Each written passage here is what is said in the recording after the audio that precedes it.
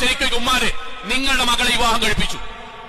നിങ്ങളുടെ മരുമകൻ വന്നിട്ട് നിങ്ങളോട് ചോദിക്കാണ്, വാപ്പാരും ഉമ്മാരും അറിയാൻ കേട്ടോ, വാപ്പ അമ്മ കല്യാണം കഴിഞ്ഞിട്ട് 1 മാസമായി, ശരി എനിക്ക് ദുബായിലേക്ക് അവളെയും കൊണ്ടുപോകാൻ വിസയുണ്ട്, അവിടെ റൂമുണ്ട്, അത്യാവശ്യം സാലറി ഉണ്ടല്ലോ, കല്യാണം കഴിഞ്ഞിട്ട് 1 മാസമായിട്ടുള്ളൂ, ഞാൻ ഓളെ ദുബായിലേക്ക് കൊണ്ടുപോകുന്നതിനെ പറ്റി എന്താ അമ്മ വാപ്പങ്ങളുടെ അഭിപ്രായം? വാപ്പാരന്മാരെ എന്താ നമ്മുടെ അഭിപ്രായം? നമ്മളെ മകളെ കല്യാണം കഴിച്ചിട്ട് നമ്മുടെ മരുമകൻ 1 മാസം കൊണ്ട് തന്നെ ദുബായിലേക്ക് ഗൾഫിലേക്ക് കൊണ്ടുപോകുന്നോടുത്ത് എന്താ നമ്മുടെ അഭിപ്രായം? ഉമ്മമാര് സന്തോഷിക്കും. നമ്മൾ പറയും നല്ല മരുവാനാട്ടോ.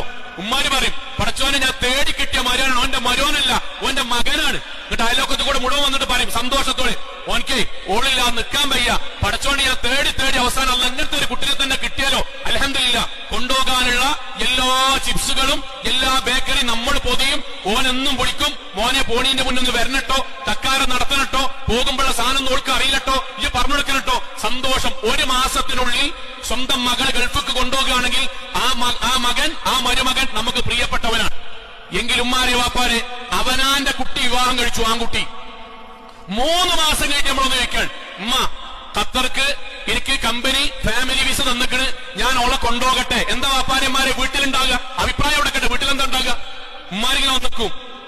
എന്താ ഞങ്ങൾ എന്റെ അവസ്ഥ? നാട്ടുകാരൻ തന്നെ പറയാ 3 മാസത്തിനുള്ളിൽ കൊണ്ടുപോകാൻ. എന്താ പെണ്ണുമ്മേ ചോദിക്കാണേ, എന്താ പെണ്ണുമ്മേ? എന്തേ കാരണം? ഇതിന്റെ മുന്നിൽ എത്രങ്ങാനും ആൾക്കാർ കെട്ടിക്കണ്. 2 മാസം കൊണ്ട് കോളില്ലാതെ ജീവിക്കാൻ പറ്റുമെന്ന് തോന്നുന്നു. ഇതിന്റെ പേരാണ് ഹസദ്, ഇതിന്റെ പേരാണ് അസൂയ, അതിന്റെ പേരാണ് തോലുമ. ഇത് സീരിയലിൽ പറ്റും, ഇത് സീരിയലിൽ പറ്റും. ഇതെങ്ങനെ നാട്ടുകൂട്ടുണ്ടാവും, വർത്താനം പറയാൻ പറ്റും. അള്ളാന്റെ തീരെ പറ്റൂല. മരിച്ചതിന് ശേഷം അള്ളാഹ് നിർത്തുങ്ങനെ. എന്താ റസൂലുള്ളാഹിന്റെ ഹദീസ് അറിയോ? കൊമ്പുള്ള ആട് കൊമ്പില്ലാത്ത ആടിനെ കുത്തിയിക്കണമെങ്കിൽ അത് തീരുമാനാക്കിയിട്ട് അള്ളാഹ് പരലോകത്ത് മണ്ണാക്കൊള്ളൂ. ജന്തുജാലങ്ങളെ അള്ളാഹ് ചോദിക്കൂലേ?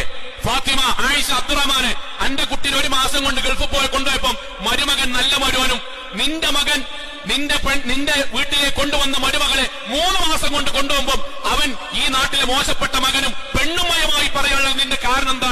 എന്റെ കാരണം അറിയോ? ദീനുള്ളിൽ കയറിയിട്ടില്ല. ദീനുള്ളിൽ കയറില്ല. ദീൻ എന്ന് പറഞ്ഞാൽ നിസ്കരിക്കാൻ നോമ്പോക്കുക, ബാക്കിയുള്ള കാര്യത്തിന് പോവുക. ഇതിന്റെ അപ്പുറം ദീൻ എന്ന് പറഞ്ഞാൽ ഏറ്റവും ബേസ്, ഞാൻ ലാ ഇലാഹ ഇല്ലല്ലാഹ് കൂടെ നീതിയാകണം എന്റെ തീരുമാനം. എന്റെ ജീവിതത്തിൽ ഏത് കാര്യം ദീനിയാകണം. അതുകൊണ്ടാണ് പ്രവാചകൻ പറഞ്ഞത് വത്തഖൂ അദ്ദുലും. നമ്മൾ നടത്തുന്ന തീരുമാനങ്ങളിൽ അനീതി ഉണ്ടാകുന്നത് ശ്രദ്ധിക്കണം. ഫഇന്ന ദുൽമ ദുലുമാത്തുൻ യൗമൽ ഖിയാമ. ഇവിടെ നടത്തുന്ന ഒരു അനീതി ഉണ്ടല്ലോ, പരലോകത്ത് ഒരുപാട് അനീതികൾ, ഒരുപാട് ഇരുട്ടുകളായി നമ്മളെ വിഴുങ്ങും. പരലോകത്തല്ല കാത്തുക്കും.